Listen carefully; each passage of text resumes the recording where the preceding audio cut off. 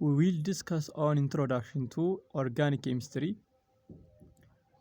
አስረኛ ክፍል ኦርጋኒክ ኬሚስትሪ መግቢያ ነው። ቻፕተር 1 ያሉ ነገሮችን እያንዳንዱ እናያለን ማለት ነው። ዩኒት 1 introduction to organic chemistry.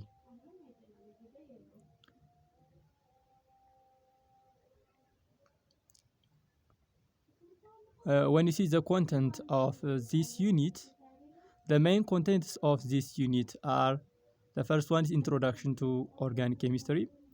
The second one is saturated hydrocarbon or alkane, unsaturated hydrocarbon, alkene and alkyne, aromatic hydrocarbon, natural source of hydrocarbon, alcohols, industrial and agricultural application of organic compounds.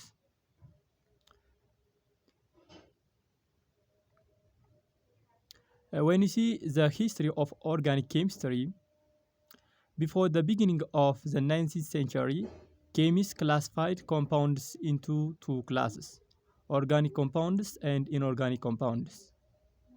19ኛው ክፍለ ዘመን ከመጀመሩ በፊት የኬሚስትሪ ተመራማሪዎች ውህድን በሁለት ከፍለውታል: ኦርጋኒክ ኮምፓውንድ እና ኢንኦርጋኒክ ኮምፓውንድ ብለው።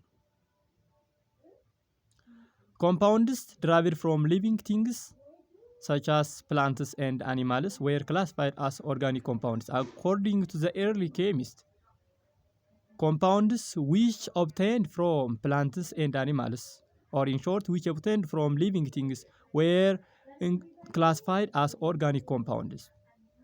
ከህይወት ካላቸው ነገሮች ከእጽዋትና ከእንስሳት ይገኙ የነበሩ ውህዶች ኦርጋኒክ ኮምፓውንድ ተብለው ይከፈሉ ነበር። While compounds that come from minerals of the earth or were found with non-living things are classified as inorganic compounds. ከnon-living thing ወይም ደግሞ ህይወት ከሌላቸው ነገሮች ይገኙ የነበሩ ኮምፓውንዶች እንዲሁም ደግሞ ከሚነራሎች የሚገኙ ኮምፓውንዶች inorganic compound ተብለው ይከፈሉ ነበር። Early chemists believed that organic compounds differ from inorganic compounds because living things had a special life force within them, which was invisible and hard to detect. This theory was called life force theory. በዚህ ምንድነው ኤርሊ ኬሚስት ወይ ሜድሮ ኬሚስትሪ ተመራማሪዎች ኦርጋኒክ ኮምፓውንዶች ከኢንኦርጋኒክ ኮምፓውንዶች ይለያሉ ብለው የሚያስቡት ኦርጋኒክ ኮምፓውንዶች የራሳቸው የሆነ ስፔሻል ላይፍ ፎርስ ወይም ደግሞ የህይወት ኃይል በውስጣቸው አለ ተብሎ ይታመን ነበር። ይህም ኃይል በአይን የማይታይና ዲቴክት የማይደረግ ነገር ነበረ። በዚህ ከኦርጋኒኮች ከኢንኦርጋኒኮች ይለያሉ ተብሎ ይታሰብ ነበር። according to early chemists, this is called vital force theory. Vital force theory states that organic compounds obtained from inorganic compounds. Organic compounds obtained from living things. We cannot produce organic compounds in a laboratory, since organic compounds only obtained in nature from living organisms. Since human being cannot add life force to non-living things, organic compounds cannot be prepared in a laboratory. This theory was called vital force theory. According to the theory of life force or vital force theory, the only source of organic compound was nature itself. That's plants and animals were the only source of organic compounds. So according to this theory, we cannot produce organic compounds in a laboratory, since human being cannot add life force to non-living things. It was thought impossible to synthesize them in a laboratory. This was because man could not add or create the life force within them. በዚህ ቫይታል ፎርስ ቲዮሪ ምንድነው የሚለው ኦርጋኒክ ኮምፓውንዶች የሚገኙት ከሊቪንግ ቲንግስ that means ከአኒማል እና ከፕላንት ብቻ ነው ብሎ ነበር የሚያምነው። በዚህ ቲዮሪ ኦርጋኒክ ኮምፓውንድ በላብራቶሪ መስራት ወይም ማዘጋጀት አይቻልም፣ ምክንያቱም የሰው ልጅ ላይፍ ፎርስ ወይም የህይወት ኃይል ለሊቪንግ ቲንግ ላይ መጨመር ስለማይችል ምንድነው ኢንኦርጋኒክ ኮምፓውንዶች በራሳቸው ላይፍ ፎርስ በውስጣቸው አላቸው ተብሎ ስለሚታመን ማለት ነው። The belief in the life force theory continued until Friedrich Kohler synthesized urea for the first time in 1828.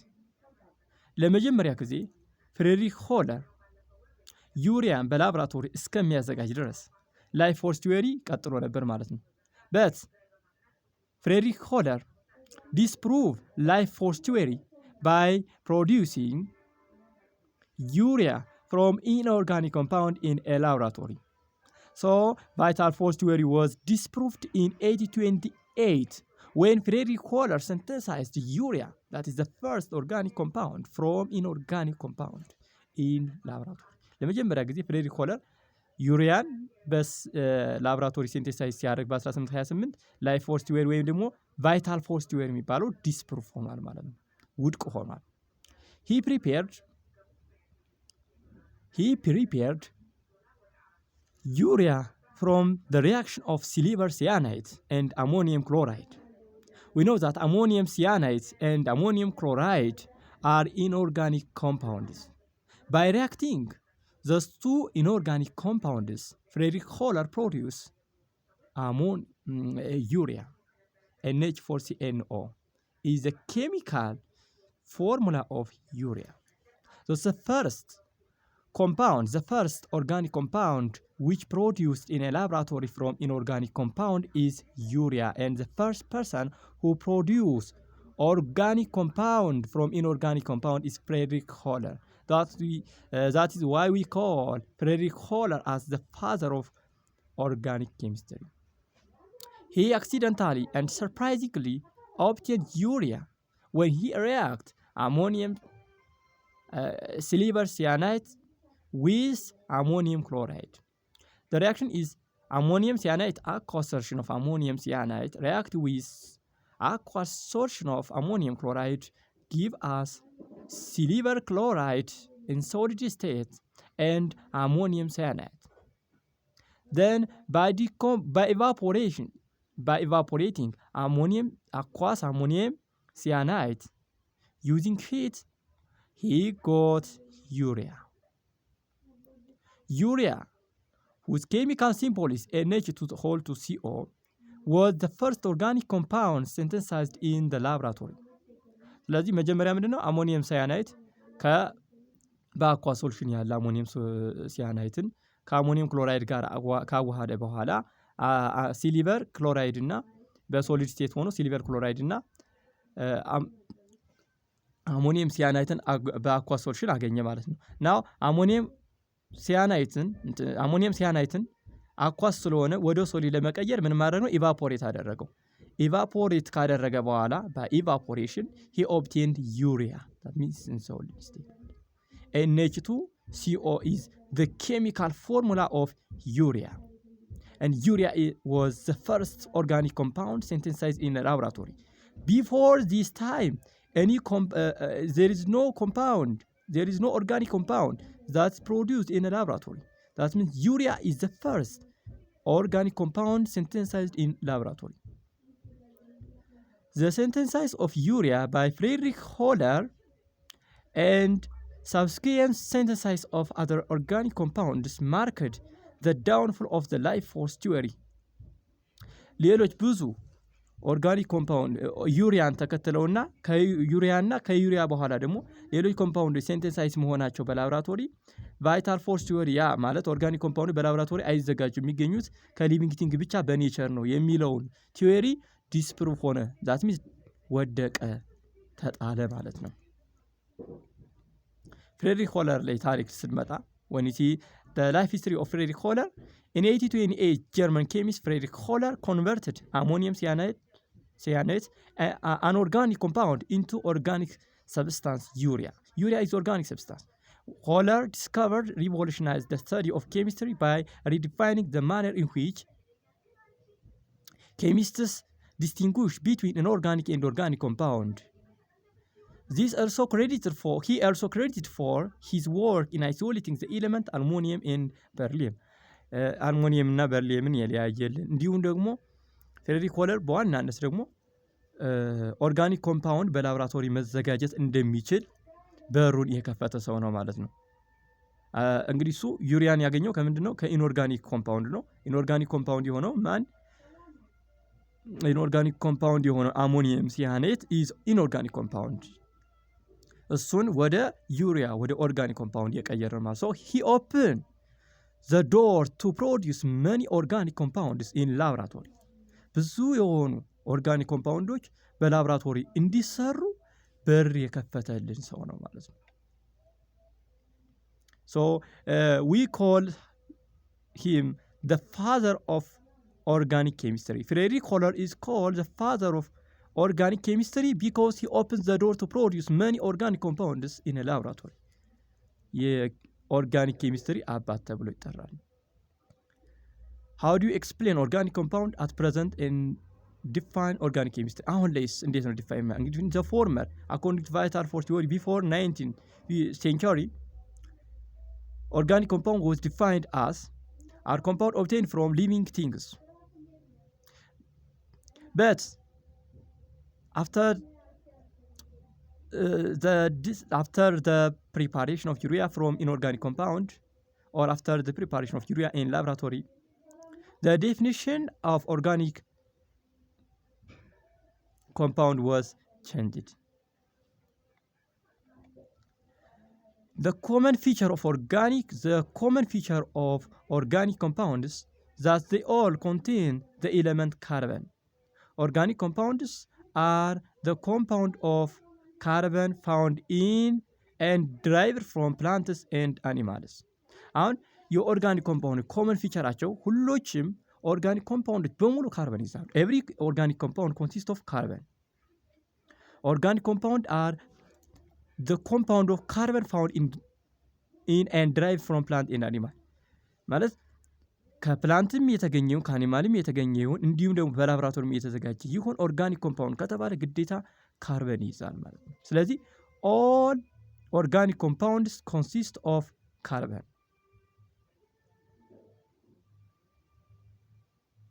they also include those substances synthesized in laboratory except the oxide of carbon carbonate hydrogen carbonates cyanides and cyanides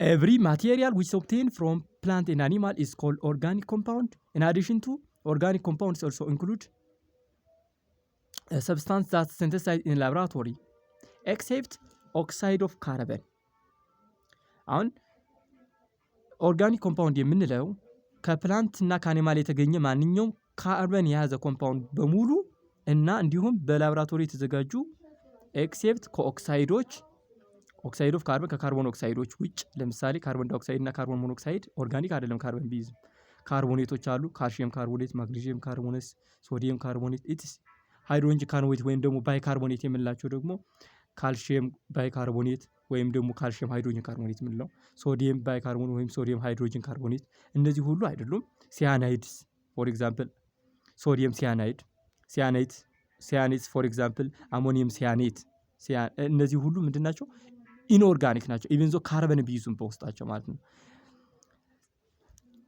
so from this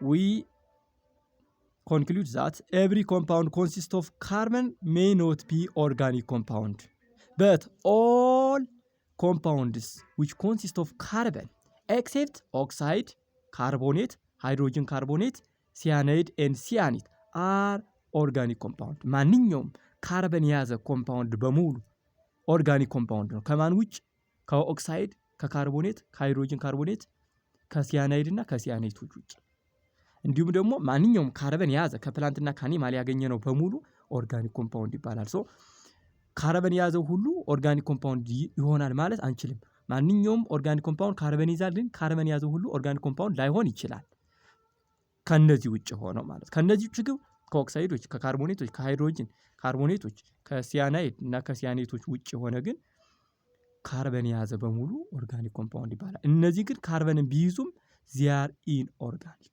because they show the property of inorganic compounds beside carbon these compounds contain a few other elements such as hydrogen oxygen nitrogen sulfur and halogen and phosphorus እነዚህ ኦርጋኒክ ኮምፓውንዶች ኦርጋኒክ ኮምፓውንድ ከካርበን ተጨማሪ ሌሎችንም ይይዛሉ ሃይድሮጅን ኦክሲጅን ናይትሮጅን በትንሹ አማውንት a few other elements hydrogen oxygen nitrogen sulfur halogen and phosphorus can be also included in organic compound.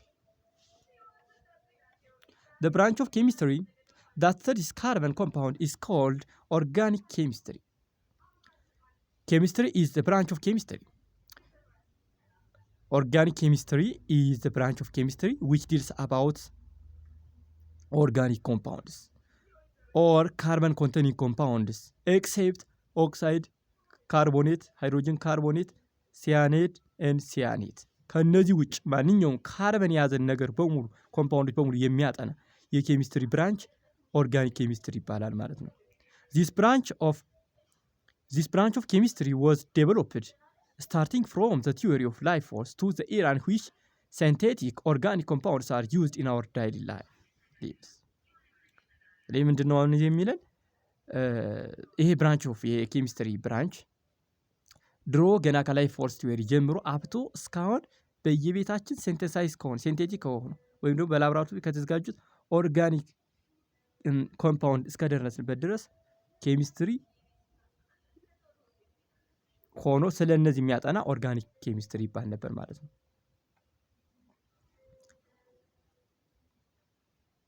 ሲንቴቲክ ኦርጋኒክ ኮምፓውንድ ማለት ኦርጋኒክ ኮምፓውንድስ ፕሮዲውስ ኢን ላብራቶሪ ማለት ነው። Organic compound can be classified into synthetic and natural. Natural means obtained in nature from plant and animal, and synthetic means produced in a laboratory from inorganic compound ማለት ነው። ስለዚህ ሲንቴቲክ ሲል ሲንቴቲክ ማለት ዳይሊ የምንጠቀምባቸው ቤት ላይ የምንጠቀማቸው ነገሮች በሙሉ ይዘጋጁትን ማለት ነው። በላብራቶሪ ይዘጋጁትን ለማለት ነው። እና ይሄ ዴቨሎፕድ የሆነው ይሄ ኦርጋኒክ ኬሚስትሪ ዴቨሎፕድ ስታርቲንግ ፍሮም ቲዮሪ ኦፍ ላይፍ ኦር ቫይታል ፎርስ ቲዮሪ ጀምሮ አፕቱ እንደዚህ ብዙ ሚሊዮን ኦፍ ኦርጋኒክ ኮምፓውንድ ማዘጋጀት እስከቻልንበት እስካሁኗ ታይም ድረስ እስከዚህ ድረስ ያደገ ነው ማለት ነው። At present, million of organic compounds have been discovered, synthesized and used. አሁን ላይ ባለንበት ደረጃ በሚሊዮን የሚቆጠሩ ኦርጋኒክ ኮምፓውንዶች በላብራቶሪ መመረት መዘጋጀት ችለዋል። The main reason for the presence of million of carbon compound is the unique property of carbon called catenation. ለምንድን ነው ከተባለ why a million of carbon compound is produced or synthesized in laboratory ከተባለ because carbon has a special property. The special property of carbon that allows it to form million of compound is called catenation. So what's catenation? Catenation is the ability of atom of the same element to join together forming a short or long chain and rings. The ability of atom of the same element to join together forming short or long chain and rings. አንድ አተም ከራሱ አተም ጋራ ሎንግ ወይም ሾርት አጭር ወይም ረጅም የሆነ ቼይን እንዲሁም ደግሞ ሪንግ ቀለበት የመስራት አቢሊቲ ወይም ችሎታ ካቲኔሽን ተብሎ ይጠራል። This the property catenation allow carbon to form million of compound. A few other elements like sulfur, silicon and boron show this behavior but to much lesser extent. ሌሎችም አሉ እነ ሳልፈር እነ ሲሊከን ቦሮን የካርበንን ባህሪ ዛት ሚንስ ካቲኔሽን የሚባለውን ባህሪ ይይዛሉ፣ ግን ሌዘር ኤክስተንት ነው፣ በትንሹ ነው እንጂ እንደ ካርበን አይደለም። ትንሽ አላቸው ግን እንደ ካርበን አይደለም። ስለዚህ ለምንድን ነው ሚሊዮን ኦፍ ኮምፓውንድ ኮንሲስት ኦፍ ካርበን ለምንድን ነው በሚሊዮን የሚቆጠሩ ኮምፓውንዶች ካርበንን ይዛሉ ከተባለ ቢኮዝ ካርበን ሃዝ ኤ ስፔሻል ፕሮፐርቲ ዚስ ፕሮፐርቲ ኦል ኮል ካቲኔሽን and catenation is the ability of atom of the same element to join together forming short or long chain and rings. The difference between organic and inorganic compounds. Organic compounds are usually insoluble in water. Inorganic compounds are insoluble in a few organic solvents. This is the difference between organic compounds and inorganic compounds. Are usually insoluble in water. ይሟሟሉ በውሃ አይሟሙም። እነዚህ are usually insoluble in water በውሃ አይሟሙም። እነዚህኞቹ በውሃ ይሟሟሉ and are soluble in water በውሃ ይሟሟሉ። እነዚህኞቹ insoluble in a few organic compound solvents በኦርጋኒክ ሶልቨንቶች አይሟሙም። that means ኦርጋኒክ ሶልቨንት የምንላቸው ቅድም ላይ ኦርጋኒክ ኮምፓውንዶች ማለት ነው። በእነሱ ሶልቨንቶች አይሟሙም። እነዚህ ግን በኦርጋኒክ ሶልቨንቶች ይሟሟሉ። ነገር ግን በዋተር አይሟሙም። ሜንሊ ሃቭ ካርበን ቱ ሃይድሮጅን ቦንድስ ካርበን ሃይድሮጅን ቦንድ አላቸው። እነዚህኞች ኢንኦርጋኒክ ኮምፓውንድ ግን ዜ ሃቭ ኖ ካርበን ቱ ሃይድሮጅን ቦንድስ ሂር ዘ ኮምፓውንድ ላክ ካርበን ቱ ሃይድሮጅን ቦንድስ all of them have carbon. Every organic compound has carbon, but inorganic compounds does not contain carbon except oxides, carbonates, bicarbonates, cyanides, and cyanides. Mainly obtained from living things. Mainly obtained from non-living things. እነዚህኞች ከህይወት ካላቸው ነገሮች ከፕላንትና ከአኒማል የተገኙ ኦርጋኒክ ኮምፓውንድስ ኢንኦርጋኒክ ግን ህይወት ከሌላቸው ወይም ነን ሊቪንግ ቲንግ የተገኙ ናቸው። አሁን ኦርጋኒክ ኮምፓውንድስ ዱ ኖት ኮንቴን ካርበን ብለን ኮንክሉዥን መስጠት አንችልም። ለምን? ኦክሳይዶች፣ ካርቦኔቶች፣ ባይካርቦኔቶች፣ ሲያናይዶች እና ሲያኔቶች ምን አላቸው? ካርበን ይይዛሉ። ዜ አር ኖት ኦርጋኒክ በት ዜ ኮንሲስት ኦፍ ካርበን። ኦርጋኒኮች በሙሉ ግን ካርበን ይይዛሉ። አሁን ትሩ ፎርስ ላይ ሲመጣ ኦል ኦርጋኒክ ኮምፓውንድስ ኮንሲስት ኦፍ ካርበን ይባል ዛትስ ትሩ። ነገር ግን ኦል ኦርጋኒክ ኮምፓውንድስ ኮንሲስት ኦፍ ካርበን ኦል ኢንኦርጋኒክ ኮምፓውንድስ ዱ ኖት ኮንቴን ካርበን የሚባል ደግሞ ፎልስ ነው። ለምን? እነዚህ ስለሚይዙ ማለት ነው። ሌላኛው ደግሞ ኦል ኦርጋኒክ ኮምፓውንድስ ዊች ኮንሲስት ኦፍ ካርበን ኮልድ ኦርጋኒክ ኮምፓውንድ ቢባል ኦል ኮምፓውንድስ ኮንሲስት ኦፍ ካርበን ኮልድ ኦርጋኒክ ኮምፓውንድ ቢባል ይሄ ፎልስ ነው። ለምን? ካርበን ይዘው ምን ያልሆኑ አሉ? ኦርጋኒክ ያልሆኑ አሉ። ካርበን ይዘው ኦርጋኒክ ያልሆኑ ኦክሳይዶች፣ ካርቦኔቶች፣ ባይካርቦኔቶች፣ ሲያናይዶች እና ሲያኔቶች ናቸው። ከነዚህ ውጭ ካርበን የያዘው በሙሉ ኦርጋኒክ ኮምፓውንድ ይባላል። እነዚህ ግን ኢቭን ዞ ካርበን ቢይዙ ኢቭን ዞ ዘይ ኮንሲስት ኦፍ ካርበን ዜ አር ክላሲፋይድ አስ ኢንኦርጋኒክ ኮምፓውንድ ከኢንኦርጋኒክ ኮምፓውንድ ነው የሚመደቡ። ዚስ ኢዝ ኢንትሮዳክሽን አባውት ኦርጋኒክ ኬሚስትሪ። በሌላ ቪዲዮ ቀጣይ ላይ classification of organic compounds, how can we classify organic compounds, what are the main criteria to classify organic compound የሚሉትን እንቀጥላለን። ቻናላችንን ሰብስክራይብ በማድረግ ቪዲዮአችንን ይከታተሉ። እናመሰግናለን።